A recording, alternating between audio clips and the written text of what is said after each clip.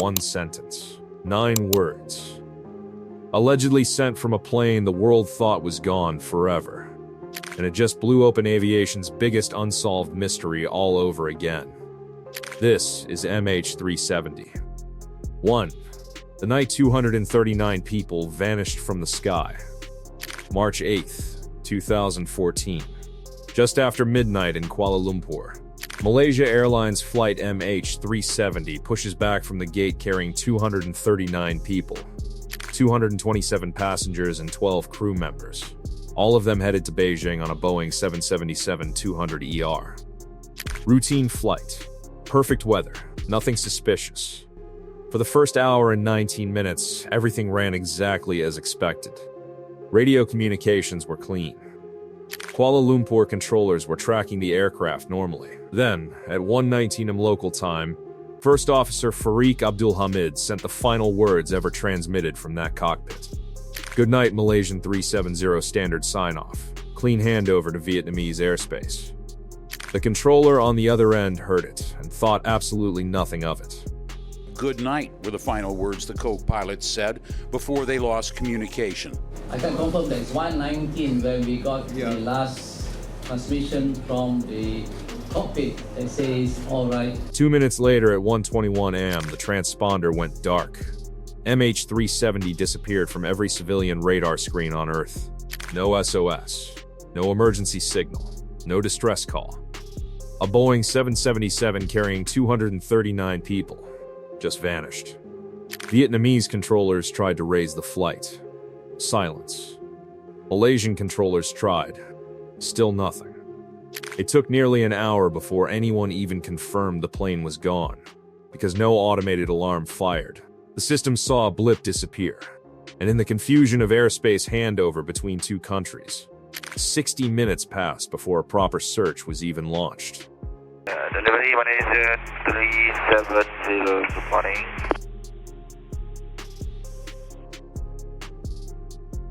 Malaysian 370 standby and Malaysian 6 is cleared to Frankfurt via Agosa Alpha departure, 6,000 feet squawk 2106. Cleared to Frankfurt. This is the final radio communications between Flight MH370 and air traffic controllers before it went missing. 2. The transponder went dark, and that was no accident. The transponder is the device on every commercial aircraft that broadcasts its position, altitude, and identity to civilian radar.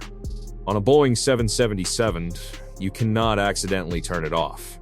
It requires deliberate steps inside the cockpit. Someone has to physically want to do it.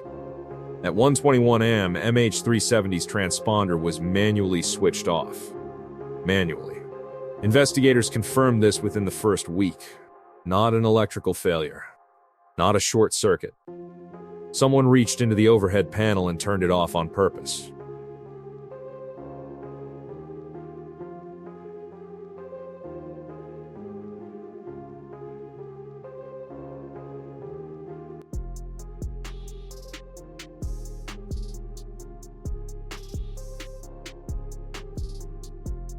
But that wasn't the first system to go dark.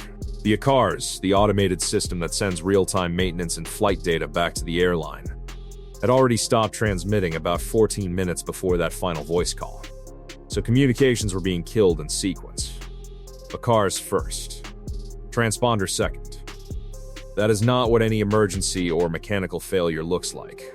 That is someone deliberately, methodically taking a plane off the grid, system by system. Based on new satellite communication, we can say with a high degree of certainty that the aircraft communications. Former IATA chief Giovanni Bisignani stated publicly that disabling these systems would require expert knowledge. You're not a passenger accidentally hitting the wrong button. Whoever did this knew exactly which systems to disable, and in what order. Clinical. Precise. And that precision is what makes MH370 feel less like an accident, and more like a plan. 3. A ghost plane that kept flying for 7 more hours. Here's where this story stops feeling like an aviation mystery and starts feeling like something else entirely.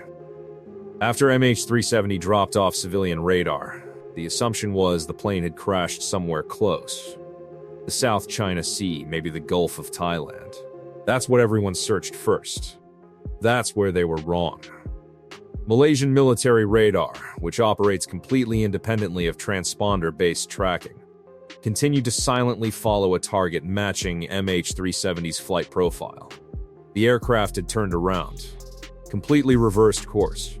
It flew back across the Malaysian peninsula westward, then turned northwest, hugging the airspace boundary between Malaysia and Thailand. Two countries, neither one taking ownership of what they saw, before vanishing from military radar over the Andaman Sea. Then came the bombshell from British satellite company Inmarsat. Their satellite had been exchanging automatic hourly handshake pings with MH370, brief electronic check-ins that carry no data, just confirm the aircraft is still active and connected. Those pings kept coming. 7 of them, over 7 full hours. Long after every human communication system on that plane had been switched off, it was still flying. Using those ping arcs, investigators from Australia's ATSB calculated the plane most likely ended somewhere in a remote stretch of the southern Indian Ocean, thousands of miles from where anyone initially searched. 4. The 9-word message that went viral worldwide.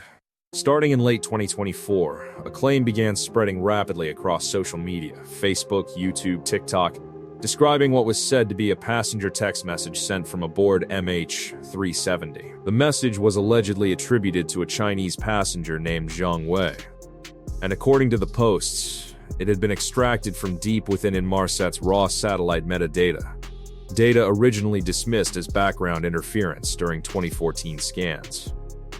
The message contained 9 words. They're taking us somewhere. Signal is weak. Not sure we'll survive. According to the viral narrative, it appeared at 2:20 am, roughly an hour after MH370 lost contact with civilian radar, right during the window when Inmarsat's ping data shows the plane was still airborne over the Indian Ocean. The claim went massively viral, because people desperately wanted it to be real. They wanted to believe that someone on that plane was alive, awake, and fighting to be heard. Here's what we know for fact. No government body, no aviation authority, no official investigation team, and no verified news organization has confirmed this message exists. Aviation fact-checkers reviewed the claim extensively and found 0 official corroboration. No metadata logs, no Inmarsat records, no chain of custody for the alleged data. It is a viral claim, not a confirmed discovery. But it raises a question that is very real. Could someone on that plane even have sent a message? 5. Could a passenger have actually sent that? That question cuts straight to the dominant scientific theory about what happened inside MH370's cabin during those 7 silent hours. For years, aviation safety experts have pointed to something called hypoxia, oxygen deprivation, as the most likely explanation for why nobody made a call, sent a message, or triggered any emergency communication from that aircraft. Here's the theory. After turning the transponder off and rerouting the plane, whoever was in control climbed the aircraft to an extreme altitude. Malaysian military radar briefly tracked MH370 at approximately 45,000 feet, well above the standard cruising altitude of 35,000 feet. At that height, if the cabin pressure was deliberately reduced, every single passenger would lose consciousness within minutes. No time to panic. No time to reach for a phone. They would simply lose consciousness. Quietly. In their seats. That explains everything. No emergency calls. No cell tower pings. No final texts home. 7 hours of absolute silence from 239 people. But the viral message claim, confirmed or not, puts a crack in that theory.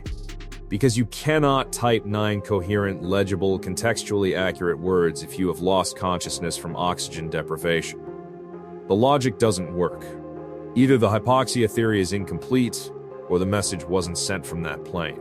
Both answers are deeply unsettling. 6. The captain's home simulator had a disturbing secret. Captain Zahari Ahmad Shah was not some inexperienced pilot. He had 18,365 total flight hours. He joined Malaysia Airlines in 1981. He was a certified type rating instructor, meaning he was qualified to teach other pilots how to fly the Boeing 777. By any objective standard, he was among the most skilled commercial pilots in Asia. He also had a full-scale flight simulator built inside his home. Friends said it was just a passion project. Investigators found something on its hard drive they couldn't explain. The FBI recovered deleted data points from the simulator, simulated flight paths Zahari had run and then erased. One of those paths bore a striking resemblance to MH370's actual final route, including a trajectory deep into the southern Indian Ocean. The Guardian reported in 2016 that Australian officials independently confirmed the simulator data showed a route over the exact region where the plane is believed to have crashed. That simulated path ended in the middle of nowhere. No airports, no sea lanes, no population within thousands of miles. And the simulation was run less than a month before MH370 vanished. The 2018 final report acknowledged the simulator evidence but drew no official conclusion. Zahari's family denied any wrongdoing, and no one has been formally charged. But that deleted flight path remains the most haunting piece of circumstantial evidence in the entire investigation. 7. The flight path was engineered to avoid every radar. When analysts reconstructed MH370's actual route using Inmarsat ARC data and Malaysian military radar tracks, they didn't find randomness. They found precision. Every turn, every altitude change, every course correction appeared designed with one specific goal: to stay invisible for as long as possible. The aircraft exploited what investigators call dead zones, the gaps between surveillance boundaries of multiple countries. When a plane flies precisely along the border between two flight information regions, it briefly appears on the radar screens of both countries. But neither country takes ownership of the contact. Each assumes the other is handling it. MH370 flew that boundary line with remarkable accuracy. The Akars was killed first. The transponder went next. Then the aircraft climbed high enough to minimize its radar cross-section. It threaded through the Malacca Strait, along the Malaysian-Thai airspace border, skirted the edge of Indonesian radar coverage, and slipped into the Indian Ocean, one of the least monitored airspaces on Earth. A Boeing 777 does not accidentally thread through radar blind spots across 3 different countries. That takes professional, insider knowledge of Southeast Asian airspace architecture. The 2018 final report stated the systems were disabled in a sequence consistent with deliberate action by someone on board. That is the most direct official language ever used. 8. The physical wreckage that actually washed ashore. For 15 months after MH370 vanished, there was zero physical evidence. Nothing found. Not a life vest. Not a cabin panel. Not a single seat. A 209-foot Boeing 777 that weighed over 400,000 pounds at takeoff had apparently evaporated. Then on July 29, 2015, a maintenance worker named Johnny Beguet found a strange piece of debris on the beach of Runyon Island, a French territory in the western Indian Ocean. It was a 2-meter section of wing surface, crusted with barnacles from months at sea. It was identified as a flaperon, a control surface unique to a Boeing 777's right wing. French judicial authorities confirmed it came from MH370. That one piece confirmed everything Inmarsat's data had calculated. The plane went south, into the Indian Ocean, exactly where the satellite arcs pointed. More debris followed. A wing flap confirmed from Pemba Island off Tanzania. Interior cabin panels from Rodrigues Island, Mauritius. Additional pieces from the coast of Mozambique. All drift modeled back to a crash site in the southern Indian Ocean. Over 20 pieces of confirmed debris have now been recovered. But the main fuselage, and crucially, the black boxes containing the flight data recorder and cockpit voice recorder, has never been located. 9. The 2018 final report that left everyone furious. In July 2018, 4 years after MH370 disappeared, the Malaysian government released the official final investigation report.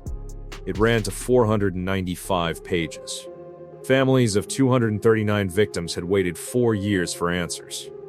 What arrived was, in nearly every respect, a document that confirmed what we didn't know. rather than what we did. The report acknowledged several important facts. The aircraft's direction changes were inconsistent with any emergency scenario. Communication systems were disabled in a deliberate sequence. The deviation from the filed flight plan required active human intervention. And critically, unlawful interference by a third party cannot be ruled out. Malaysia's civil aviation chief resigned after the report cited air traffic control failures on the night of the disappearance. Families were publicly outraged. Grace Nathan, whose mother Ann Daisy was on board, became one of the most visible advocates demanding accountability. Over $150 million spent, 4 years of formal investigation. And the world still had no definitive answer for why a Boeing 777 carrying 239 people deliberately flew into the most remote ocean on Earth. 12 years later, the ocean still has no answer.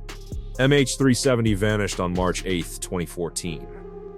As of this week, March 2026, that plane has been missing for 12 years. And the latest search just ended. Again, empty-handed.